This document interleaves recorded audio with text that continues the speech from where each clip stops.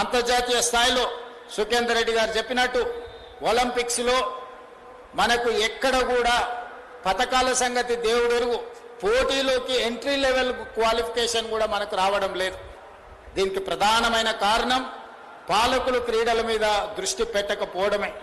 నేను ఆ మధ్యకాలంలో సౌత్ కొరియాకు వెళ్ళిన, ఆ మొత్తం దేశ జనాభా ఒక తెలంగాణ జనాభా అంతా కూడా లేదు. సౌత్ కొరియాలో సౌత్ కొరియన్ స్పోర్ట్స్ యూనివర్సిటీకి వెళ్ళిన, యూనివర్సిటీ ఒక 30 ఎకరాలలో ఉండే క్యాంపస్. ఆ 30 ఎకరాలలో ఉండే క్యాంపస్కి చిన్న మన రాష్ట్రాన్నంతా లేని దేశానికి ఒలింపిక్స్లో 32 గోల్డ్ మెడల్స్ వచ్చినాయి.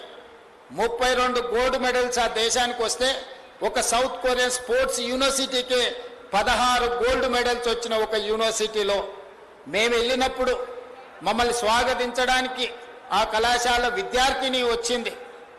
ఆ విద్యార్థిని నాకు బొకే అందించిన తర్వాత పరిచయం చేస్తే, వాళ్ళ యాజమాన్యం నాకు పరిచయం చేస్తే, ఆ అమ్మాయికి ఆర్చరీలో ఒలింపిక్స్లో 2 గోల్డ్ మెడల్స్ సాధించింది. సౌత్ కొరియన్ ఒక young girl, she has received 2 gold medals in Olympics. మనం నిజంగా ఆలోచన చేయాలి. 140 కోట్ల జనాభా ఉండి ఒక్క గోల్డ్ మెడల్ను తెచ్చుకోలేకపోతే 3-4 కోట్ల జనాభా ఉండే సౌత్ కొరియా 32 గోల్డ్ మెడల్స్ తీసుకొని ఒక్క యూనివర్సిటీ 16 గోల్డ్ మెడల్స్ తెచ్చుకుందంటే ఆ దేశ పౌరులకు ఉన్న పట్టుదల మనకు లేని విషయాన్ని ఈరోజు మనందరం గుర్తు తెచ్చుకోవాలి.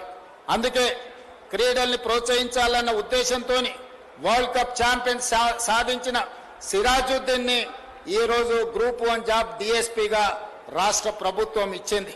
వరల్డ్ ఛాంపియన్షిప్ సాధించిన నిఖత్ జరీన్ బాక్సింగ్లో ఛాంపియన్షిప్ సాధిస్తే నిజామాబాద్ ఒక poorest of the poor family నుంచి వచ్చిన అమ్మాయికి ఈరోజు గ్రూప్ 1 జాబ్ డిఎస్పీ జాబ్ ఇవ్వడమే కాకుండా 2 కోట్ల రూపాయల నగదు ఇచ్చి అన్ని రకాలుగా ప్రోత్సహించే పరిస్థితి.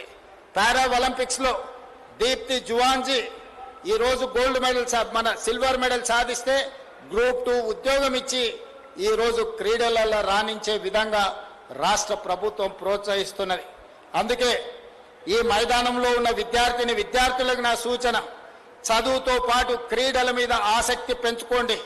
క్రీడా మైదానంలో రాణించినా కూడా ప్రభుత్వం గుర్తించి గౌరవించి ప్రభుత్వ ఉద్యోగం ఇచ్చే బాధ్యత మీ ప్రభుత్వం తీసుకుంటుంది. క్రీడల మీద ఆసక్తి పెంచుకోండి, క్రీడల్లో రాణించండి. దేశ గుర్తింపు గౌరవాన్ని పెంచడమే కాదు, మీ భవిష్యత్తును కూడా మీరు బాగు చేసుకునే అవకాశం ఉంటుంది. ఇవాళ స్ఫూర్తిని పెంచడానికి మా శాసనసభ్యులను ఈరోజు వర్ధన్నపేట ఎమ్మెల్యే గారు నాగరాజు గారు నేషనల్స్ హాకీ ఆడిండు. నిన్నగాక మనము ఒలింపిక్స్ సంబంధించిన హాకీ ఈరోజు మనము వరల్డ్ కప్కి సంబంధించిన ఈవెంట్స్ మనం ఆర్గనైజ్ చేసినాం. Tri national football competitions, world కాంపిటీషన్స్ని మనం ఇక్కడ వాటిని ఆర్గనైజ్ చేయడం జరిగింది. ఒక్కొక్కటిగా వివిధ రంగాలలో క్రీడల్ని ప్రోత్సహించుకుంటూ ముందుకు వెళ్తున్నాం. ఈ క్రీడా స్ఫూర్తిని నింపడానికే మనం ఫుట్బాల్ దిగ్గజం మెస్సీని తెలంగాణ రాష్ట్రానికి తీసుకొచ్చినాం. మీరందరూ చూసిన కొంతమంది ప్రతిపక్ష నాయకులు రాజకీయాలలో మమ్మల్ని విమర్శిస్తే నేనేం పట్టించుకోను. రాజకీయాలలో ఏదైనా అంశాలను లేవనెత్తితే తప్పకుండా వాళ్ళు లేవనెత్తిన అంశాలను మేము గుర్తించి సవరించుకునే ప్రయత్నం చేస్తాం. కానీ ప్రపంచ దిగ్గజం ఫుట్బాల్కి ఒక గొప్ప గుర్తింపు ప్రపంచంలోనే తెచ్చిన మెస్సీని తెలంగాణ రాష్ట్రానికి తెస్తే దాన్ని వివాదం చేసి అతన్ని ఎందుకు పిలిచిందనే చర్చ లేవనెత్తడం ఏ మేరకు సమంజసం? నేను ఆ ప్రతిపక్ష మిత్రులను నేను అడుగుతున్నా, ఫుట్బాల్ దిగ్గజం మెస్సీని లేకుండా మెక్సికోలోనే ఈ మధ్య డ్రగ్ లార్డ్ చాకో ఎన్కౌంటర్ అయిన వేలాది మంది పోలీసులు వెళ్ళి ప్రపంచాన్ని మొత్తం మత్తులో ముంచుతున్నాడని అతన్ని ఎన్కౌంటర్ చేయడం జరిగింది. మరి అతన్ని పిలిస్తే మీరు ఆనందపడతారా అని నేను అడుగుతున్నా. ఈరోజు మెస్సీ ఫుట్బాల్ దిగ్గజం మన రాష్ట్రానికి వస్తే మన ప్రతిష్ట ప్రపంచానికి తెలిసింది. కానీ ఎల్ చాపోను, డ్రగ్ లార్డ్ కింగ్ను మెక్సికో ప్రభుత్వం మొత్తం ఒక యుద్ధం ప్రకటించి ఎన్కౌంటర్ చేసిన అతన్ని మీరు ఈ రాష్ట్రానికి పిలవాలని భావిస్తున్నారా? నాకైతే అర్థం కాలే. ప్రతిపక్షానికి సంబంధించిన కొంతమంది శాసనసభ్యులు శాసన మండలి సభ్యులు శాసనసభ్యుల క్రీడల్ని బహిష్కరిస్తున్నామని అన్నారు. ఇది ఏం స్పోర్ట్స్ స్పిరిటో నాకు అర్థం కాలే. ఈ క్రీడా స్ఫూర్తి నాకు అర్థం కాలే. క్రీడా మైదానాలలో రాజకీయాలకు అతీతంగా మనందరం ఆ స్ఫూర్తిని ప్రదర్శిస్తే మన భవిష్యత్ తరాలు మన యువతరం నేర్చుకొని క్రీడా మైదానాలలో కలిసిమెలిసి ఉండే అవకాశం ఉంది. మీ ఆలోచనలు ఎంతసేపు ఉన్నా ఫామ్ హౌజుల్లో పార్టీలో లేకపోతే పబ్బుల్లో విందులోనే మీరు ఆలోచన చేస్తారేమో.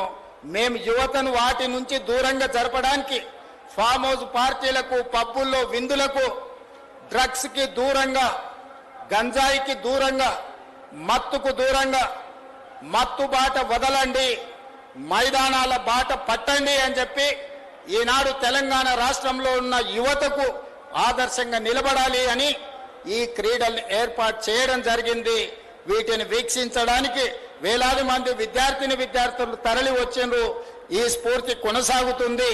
అదే విధంగా శ్రీధర్ బాబు గారు సూచన చేసిరు, పొన్నం ప్రభాకర్ గారు విజ్ఞప్తి చేసిరు. ఇది చరిత్ర కలిగిన గొప్ప స్టేడియం. ఈ రోజు ఈ స్టేడియంలో రాజకీయ కార్యక్రమాలకే పరిమితమైంది. దీన్ని అంతర్జాతీయ స్థాయిలో అభివృద్ధి చేస్తే బాగుంటుందని హైదరాబాదు నడిబొడ్డున హైదరాబాదు నగరానికి తలమానికమైన ఎల్బీ స్టేడియంను అంతర్జాతీయ ప్రమాణాలతో డెవలప్ చేయడానికి ప్రభుత్వం ప్రణాళికలు రచిస్తుంది. తప్పకుండా ఈ ప్రాంతాన్ని అద్భుతమైన క్రీడా కేంద్రంగా రాష్ట్ర ప్రభుత్వం అభివృద్ధి చేస్తుంది అని నేను ఈ వేదిక మీద నుంచి చెప్పదలుచుకున్నా. అదేవిధంగా గచ్చిబౌలిలో ఉన్న 70 ఎకరాల క్రీడా మైదానాలను 700 కోట్ల రూపాయలతోని ప్రపంచ స్థాయి క్రీడల వసతులను అక్కడ అభివృద్ధి చేసి భవిష్యత్తులో 2034లో ఒలింపిక్స్ ని అక్కడ నిర్వహించే విధంగా ఈనాడు ఆ మైదానాలను అభివృద్ధి చేసే ప్రణాళికలు సిద్ధం చేసినాం. 3 నెలల్లోనే అక్కడ పనులు ప్రారంభించబోతున్నాం. 3 సంవత్సరాలలో ప్రపంచ పోటీలన్నిటినీ గచ్చిబౌలి క్రీడా మైదానాలలో నిర్వహించే విధంగా తెలంగాణ రాష్ట్ర ప్రభుత్వం నిర్ణయాలు తీసుకోబోతుంది. క్రీడా మైదానాలను అభివృద్ధి చేస్తుంది. అదేవిధంగా మీకు బేగంపేటలో ఉన్న హాకీ క్రీడా మైదానాన్ని ఒకనాడు అంతర్జాతీయ ఒలింపిక్స్ లో పాల్గొనడానికి క్రీడాకారులను తయారు చేసిన బేగంపేట్ హాకీ క్రీడా మైదానాన్ని తెలంగాణ రాష్ట్ర ప్రభుత్వం అభివృద్ధి చేస్తుంది. చివరగా ఒక్క మాట, 1950 నుంచి 60 మధ్యలో ఒలింపిక్స్ లో మొట్టమొదటిసారి భారతదేశానికి 4వ స్థానం వచ్చింది ఫుట్బాల్లో. ఆనాడు 7 మంది క్రీడాకారులు ఈ హైదరాబాదు నగరం నుంచే ఆనాడు ఒలింపిక్స్ పోటీలో పాల్గొన్నారు. ఆ రోజు నుంచి ఈ రోజు వరకు ఫుట్బాల్లో ఎప్పుడు ఒలింపిక్స్ ఎంట్రీ లెవెల్లో కూడా మనము పోలేదు. ఆనాడు దేశానికి 4వ స్థానం తెచ్చిన క్రీడాకారుల్లో 7 మంది మన నగరానికి సంబంధించిన వాళ్ళే. ఒకప్పుడు ఫుట్బాల్కి, హాకీకి, క్రికెట్కి మన రాష్ట్రం మన నగరం పేరు ప్రఖ్యాతులు తెచ్చింది దేశానికి. ఇవాళ క్రీడల్లో వెనుకబడ్డాం. అయినా క్రీడా స్ఫూర్తిని ప్రదర్శించి క్రీడల్ని అభివృద్ధి చేయడానికి రాష్ట్ర ప్రభుత్వం కార్యాచరణను తీసుకొని ముందుకు వెళ్తుంది. మీ అందరి సహకారం ఉండాలని ఇక్కడికి విచ్చేసిన విద్యార్థులందరూ పెద్ద ఎత్తున ప్రభుత్వ నిర్ణయాన్ని చప్పట్లతో సమర్థించాల్సిందిగా కోరుకుంటూ మీ అందరి దగ్గర సెలవు తీసుకుంటున్న ధన్యవాదాలు మిత్రులారా.